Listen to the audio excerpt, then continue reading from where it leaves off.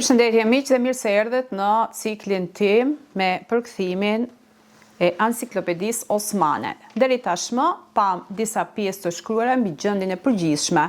Po, sot jemi përsëri në vëllimin e dytë, do të shohim pjesën e dytë dhe të tretë. Si fillim do të shikojmë beslidhjen e Lezhës, pastaj do të shikojmë ditën e parë që quhet dita e parë e lëvizjes për pavarësitë të Shqipërisë, që i përket viteve 1400. Pra, Enciklopedia Osmane, që përbëhet nga 8 vëllime, është e përmbledhur nga historiani turk, që quhet Kolosi i historisë turke, shefi i historianëve, Ismail Haku Uzun Çarshëlla.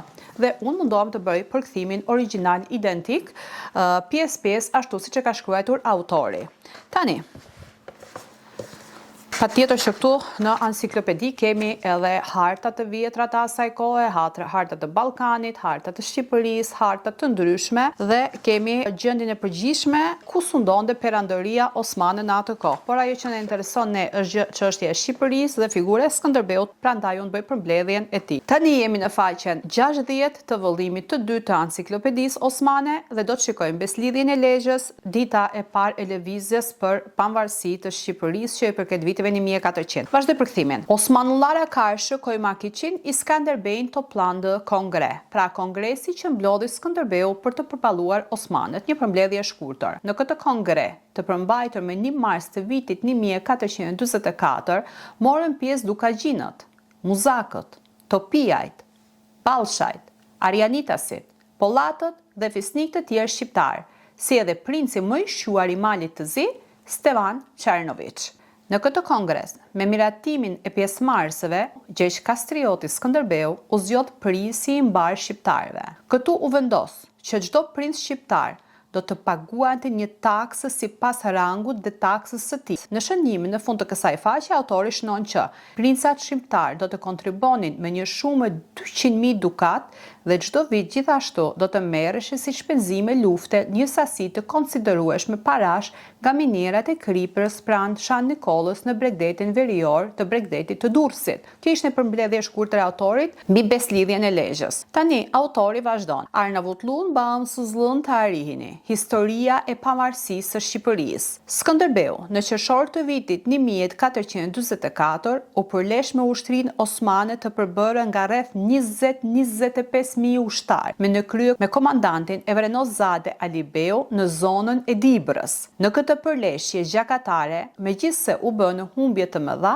Skënderbeu e detyroi Evrenos Alibeun të tërhiqej nga betejë. Ky sukses u arrit me datën 29 qershor të vitit 1444 dhe kjo ditë u festua dhe u quajt dita e parë e lëvizjes së pavarësisë. Pra sipas këtyre shënimeve, Gjergj Kastrioti dhe priesit arbëror, datën 29 qershor të vitit 1444 e kanë quajtur dhe e kanë festuar si data e parë e lëvizjes për pavarësi të shqiptarëve.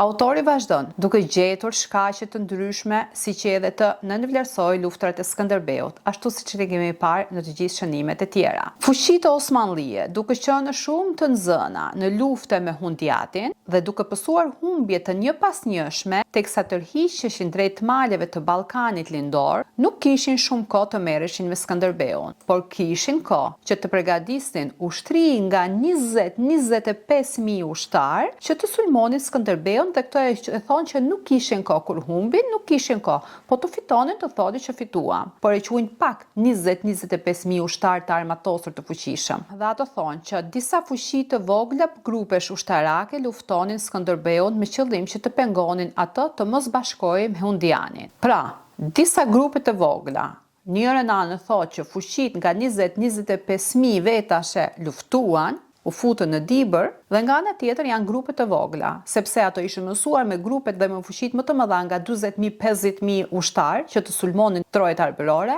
dhe Skënderbeu ato i përballonte me një përbërje shumë të vogël të fuqive ushtarake dhe imposhte, dhe patjetër që 20-25.000 ushtar, pra ato janë grupe të vogla. Pra, ato grupet ushtarake që i quanin të vogla ishin në shumë më të madhe se sa fuqitë e Skënderbeut. Sepse siç e kam shfaqur edhe në programet e tjera të përgatitura nga historianët turq, ato theksohet qartë që forcat osmanlije ishin 10 herë më të mëdha se sa forcat ushtarake të Skënderbeut dhe gjithmonë në çdo luftë ato e humbnin betejën dhe tërhiqeshin. Pra, këto forca grabitëse luftonin Skënderbeun që ta pengonin mos të bashkohej me Hundiatin. Kështu e shkruan autori atë ditë që quhet Dita e parë e lëvizjes për pavarësi të shqiptarëve. Dhe autori vazhdon shkrimin e tij me pjesën e tretë ku flitet lufta e Skënderbeut me venecianët. Le të shohim atëherë se çfarë shkruhet në pjesën e tretë të vëllimit të dytë të Enciklopedisë Osmane, ku paragrafi i kësaj pjese është Iskanderbej Venedik Lilerle Mücadelesi, lufta e Skënderbeut me venecianët. Në fund të viteve 1447, Skënderbeu u përball me një luftë me venecianët të cilët kishin zaptuar tokat ku zotëronte Prens Zaharia. Ajo pjesë quhej Dania, ose siç e njohim sot Vau i Dejës, ku gjinden edhe rrenojet e kalas së Danjes, pra Vau të Dejës.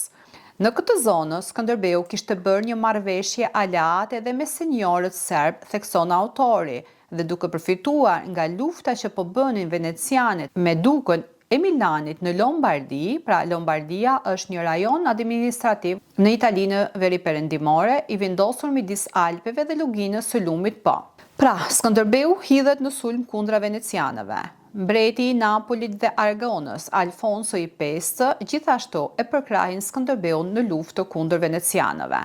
Venecianët, duke u nxënë ngushtë nga kjo situatë, shtynin dhe nxitnin turqit osmanli që të sulmonin Skënderbeun. Ishte korriku i vitit 1448, kur Skënderbeu shtatrethoi Danjunën, pra Vaun e Dejës, dhe në këtë kohë turqit sulmuan Skënderbeun. Skënderbeu u detyrua të lëjë në mbrojtje të Danjunës 4.000 forca ushtarake dhe të kthente sulmin e tij kundra turqëve. Kështu që u nis drejt brigjeve të Drinit, ku aty u përplas me fuqitë veneciane dhe mbas një përleshje të gjatë, megjithse i theu fuqitë veneciane, nuk arrinti të merrte Danjuna. Në të njëjtën kohë ku përleshej me fuqitë veneciane, gjithashtu edhe brigjet e Durrësit ishin në rrezik. Kjo bëri që Skënderbeu të rregullonte marrëdhëniet dhe të bashkonte fuqitë me Dukagjinasit, princi i Malit të Zi, dhe alatësia me princët serb dhe lufta e pamëshirshme që u bë në Shkodër dhe Bar e frikësoi shumë udhëheqjen veneciane. Kjo ndikoi që Senati i Venecias të kërkojë një bisedim për marrëveshje me Skënderbeu dhe me datë 4 tetor të vitit 1448 në Lezhë u bë një takim dhe u firmos një marrëveshje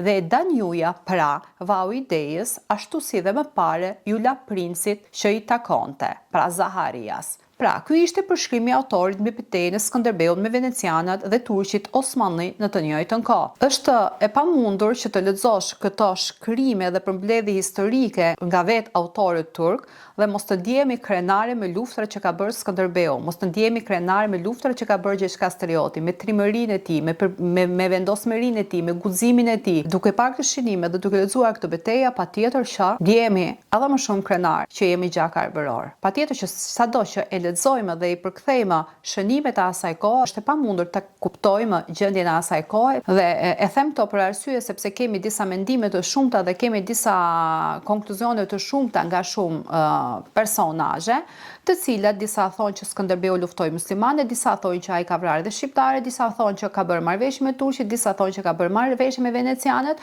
por siç e shikojmë në këto shkrime dhe përshkrime, ka qenë një kohë e gjatë dhe kanë qenë lufta të përgjakura dhe ka qenë një princ me një ushtri të vogël kundra fuqive të mëdha. Dhe siç e pam këtu, në të njëjtën kohë luftonte me turqit, në të njëjtën kohë me venecianët, dhe venecianët duke parë vendosmërinë, trimërinë e Skënderbeut, duke parë se si fitonte Skënderbeu, duke parë se si imposhta ai turqit, atëherë të tërhoqën dhe vendosën që të bëjnë marrëveshje me Skënderbeun. Pra, jo që na ndihmuan, por ato kishin nevojë për Skënderbeun. Dhe patjetër që nga ky lexim jam e sigurt që disa shqiptarë do të shkruajnë: "Wow, Skënderbeu pas ka bashkëpunuar me princit serb, juve doni të përdhosni historinë." Duhet e kemi parasysh gjithçka. Këto janë trojet shqiptare. Dhe për të shporur një armik më të largët që vjen nga vendet aziatike për të pushtuar vendin tonë këtu, nëse është nevoja, edhe me komshit do të bashkëpunosh.